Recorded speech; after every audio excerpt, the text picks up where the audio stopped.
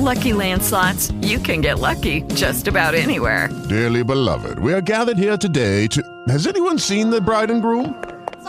Sorry, we're here. We were getting lucky in the limo and we lost track of time. No, Lucky Land Casino, with cash prizes that add up quicker than a guest registry. In that case, I pronounce you lucky. Play for free at LuckyLandSlots.com. Daily bonuses are waiting. No purchase necessary. Void where prohibited by law. 18+. Terms and conditions apply. See website for details.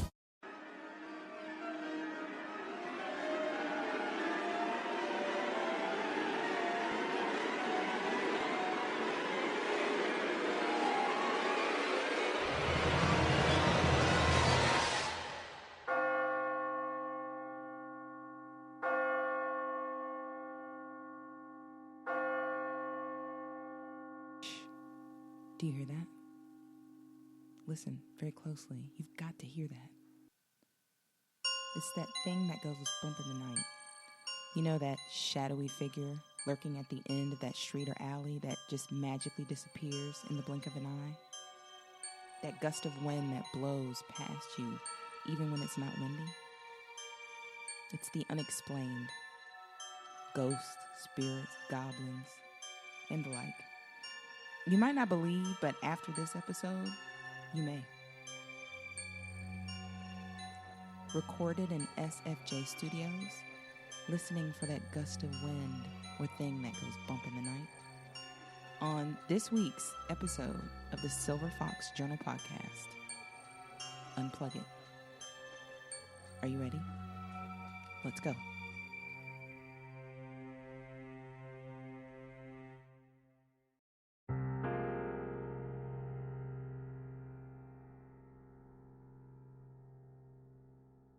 I've never really been one that's big on Halloween. Boo hiss. I know some of you are probably like, what? So why are you doing an episode? Well, I thought about it. I have, as you know, quite a few stories, and some of them are of the unbelievable type. Stuff that's, you know, things or people would say, yeah, I don't believe that. My parents were never really big into Halloween either, and then as a woman who doesn't have any kids, that could be probably most of the reason why I'm not really into it, but I am into things that discuss the supernatural. Here's the backstory, because as we all know, any good story has a backstory. This is my senior year in high school. My parents and myself were the only ones living in this house that they rented. Not really in a rural area, but we were right outside of the county. Lots of trees. You see the bunnies and the deer walking through. But not country per se. My bedroom and the other bedroom and bathroom were on the opposite side of the house. My parents were across the house, through the kitchen, down a hallway, past the laundry room, in their own room. So as a senior in high school, I definitely enjoyed having my quite, I guess you could say, teenage suite. Is that what you could call it, since I was alone? At this time, I'm also dating. I'm dating the person who becomes my first husband. And even though I was a senior, there were still house rules, and I couldn't really do too much when it came to talking on the phone super late at night. And at the time, he was working at a company that he didn't get off work until like 1 or 2 o'clock in the morning. I can't remember specifically. So that's the backstory. The house couldn't have been more than about 20 years old, so not once did I ever think that there was a need for anything kind of creepy or weird. Most of the neighbors in the neighborhood were older. I'd say maybe late 50s at the time, but not old. We had some elderly people that lived in the neighborhood. But this wasn't one of these cookie cutter neighborhoods where your neighbor is like right next to you. Even though my sister had long been gone, moved on with her life, and was married, my mom always believed in keeping an extra room for your kids. So we used that extra room. It was basically to double for a guest room, even though we didn't have that many guests. And it was like the furniture and electronic graveyard. This is where you know that things still work, but you don't want to get rid of them. And you just put them in that room. So there was this television that I even remember from pictures before I was born. I don't know the name of it and the brand of it, but if I can find it, I'll make sure to post on my blog what the picture looks like. But it was this yellow, probably 10 or maybe a 13-inch television. It was like a bubble. It was true, quintessential 70s television. and there was a touchpad. And so in order to turn the TV on and off, you actually physically had to have human touch. You couldn't use metal or anything, and it had to be specific to the warmth and the touch of your skin. So this TV was sitting on the dresser that my sister would have used had she still been there. And we didn't mess with it. Every now and then my dad would go in the closet and remove something or move something around, and he'd turn the TV on. But by and all, that TV just sat there. It's night. I don't remember what day of the week it was, but it was late. It had to be about 2 o'clock. And so this is before cell phones. This is not a time where you could just like turn your ringer off and hear it vibrate. This was the home phone that was going to ring. So my current boyfriend at the time and I decided we had like this little, we knew how to be able to hang up and catch a call so no one could hear. My mom and dad are snoring, so they're knocked out. And so we're just talking and talking. Got a pillow over my head, the door's closed. And all of a sudden, I'm like, shh, hold on. I'm like, did my dad go in the room and turn the TV on? Why would he do that? So I take the pillow from off my head. I turn over to face the door. And I can see the light flickering from underneath the door, just like it would if the TV was turned on. That's odd. Hold on. I gotta go check the TV. That's what I say. Put the phone down, walk over to the door, open it. The TV's on. I'm thinking, that's weird. Open the door, creep out slow, because, I don't want to wake my parents up because I want to talk on the phone till the wee hours of the morning. Walk over to the TV and I turn it off. I get back in the bed. We keep talking. Maybe about 5 minutes later, TV turns on. Now I'm thinking, my dad has got to be messing with me. Open the door, walk in the room, turn the TV off. I stop. I say, hey, let me call you back in a few minutes. He tells me, okay. I lay there. Now I'm a little perplexed because I keep thinking, well, how would the TV keep turning on and nobody's in there? It's just me, my mom, and my dad. My mom and my dad are knocked out. You can hear them sawing trees. They're snoring so hard. I wait about a few more minutes. Okay, I call him back. Hey, I'm back. Click. By this time, I'm like, come on. There's no way this TV keeps turning on. So I go in the room, turn the TV off, get back in the bed, start talking. So at some point, because it had done it so many times, I just kind of ignored it.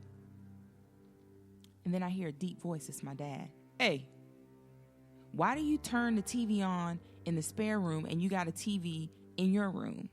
Why would you leave the TV on? And at this point, I'm like, oh, crap, he can't hear me on the phone. So I hang the phone up real quick. I go to the door, and my dad's doing that kind of infant rub your eyes, like I just woke up, I'm tired and cranky look.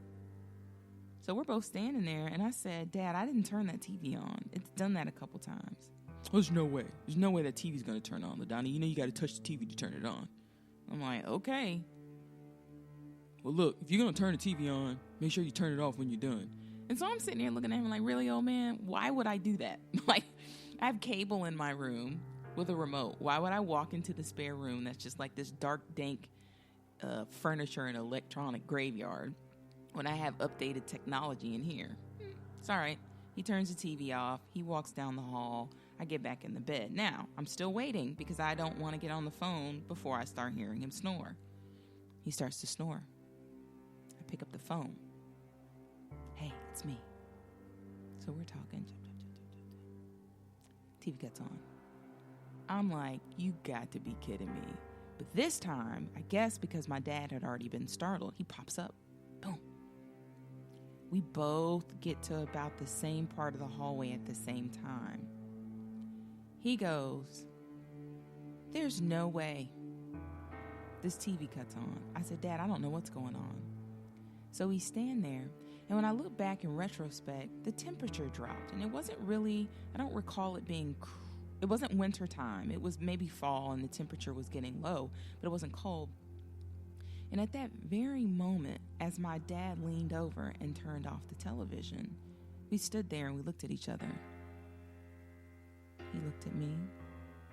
And just as soon as we go to turn around, a cool breeze, it's like not really a breeze, but temperature change happens.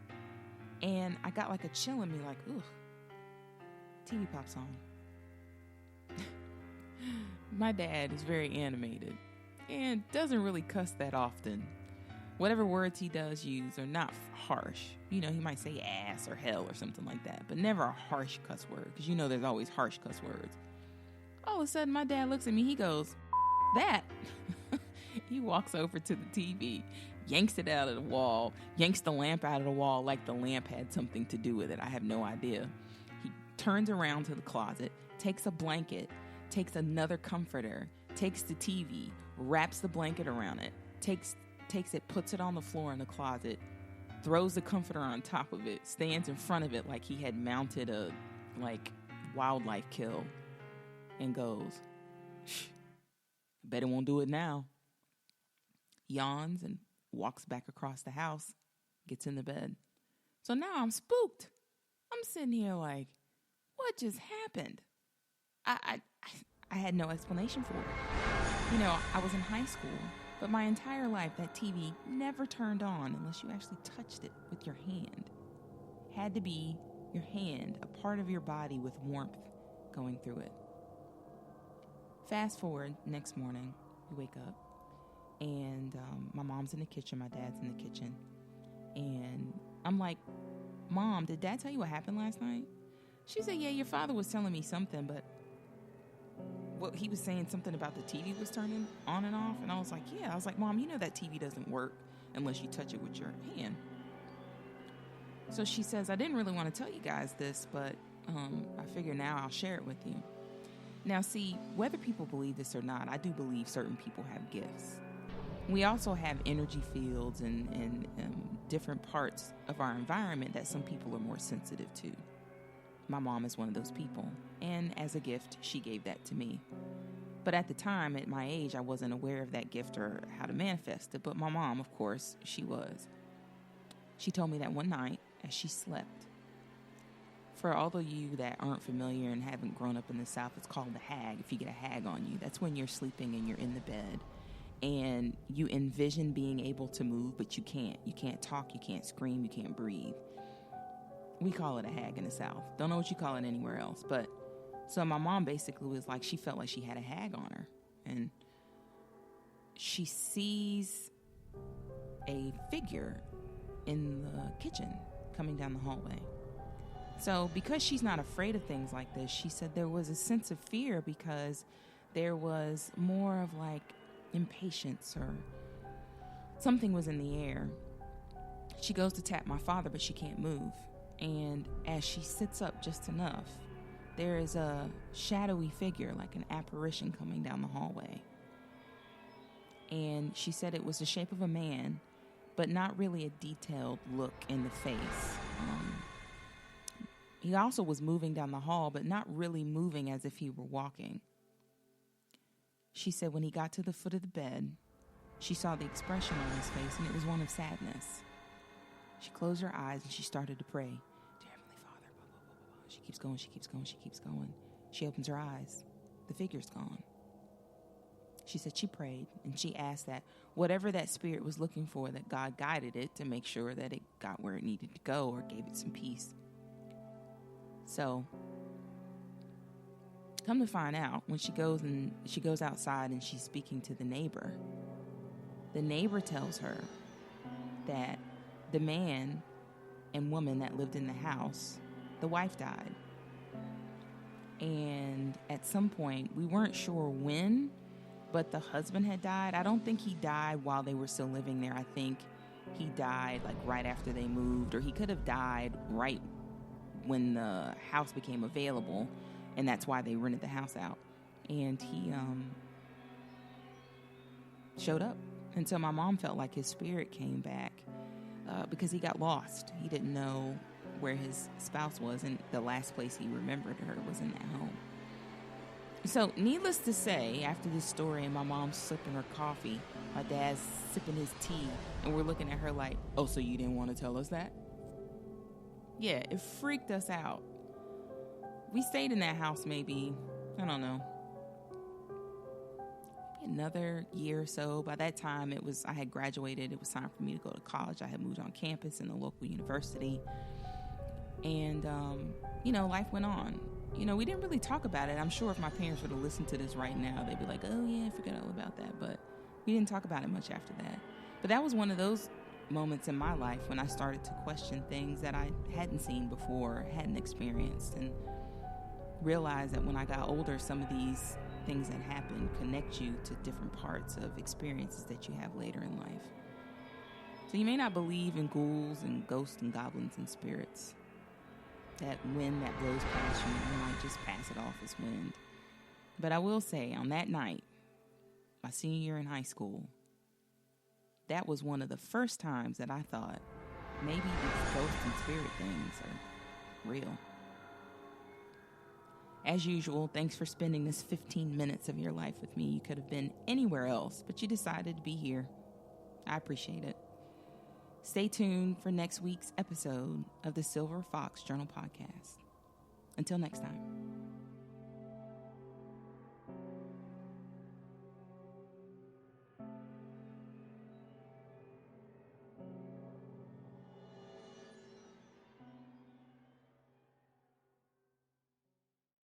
Hello, it is Ryan, and we could all use an extra bright spot in our day, couldn't we? Just to make up for things like sitting in traffic, doing the dishes, counting your steps, all the mundane stuff. That is why I'm such a big fan of Chumba Casino. Chumba Casino has all your favorite social casino-style games that you can play for free anytime, anywhere with daily bonuses. That should brighten your day a little. Actually, a lot. So sign up now at ChumbaCasino.com. That's ChumbaCasino.com. No purchase necessary. VGW Group. Void where prohibited by law. See terms and conditions. 18+.